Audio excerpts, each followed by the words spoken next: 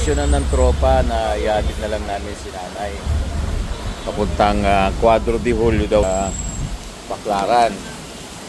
Ayan, papuntang Cuadro de Julio. So ihatid namin kasi bumabagyo. Ayan, ang lakas ng ulan, pero mas si nanay naglalakwat siya. So yan, ihatid natin si nanay. Gagawin natin ngayon, desisyon na natin ihatid. Tara, let's go. Nanay sa likod? Oo, sa likod. Sa harap. Para madaling buhatin. Ayan na, napagdesisyonan ng tropa. So, ihatid namin si nanay sa Parañaque, sa Baclaran.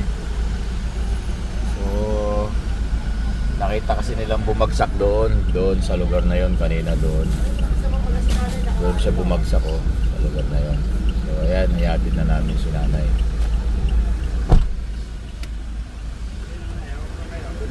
Ayan na si nanay. Nakuha siya, bagyo. Sa langit. Basa na rito. O, lalaki mo, kasi basa na eh. Ayan na si nanay oh. O, Kaya nyo? Oo naman. hawakan natin yung ano niya, kabubot niya. Sige na. O, ayan.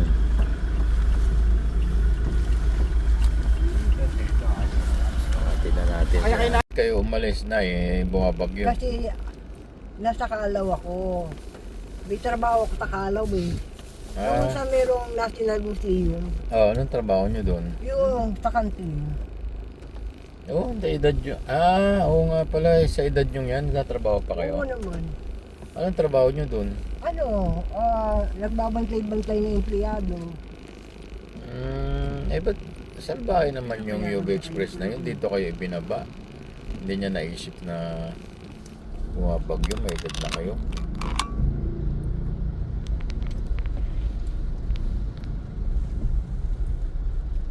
Yan, Ibitrap.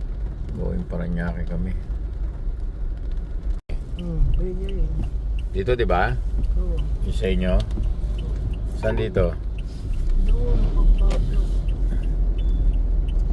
Saan? In 300 meters, turn right onto Roxas Boulevard, Saan R1. dito?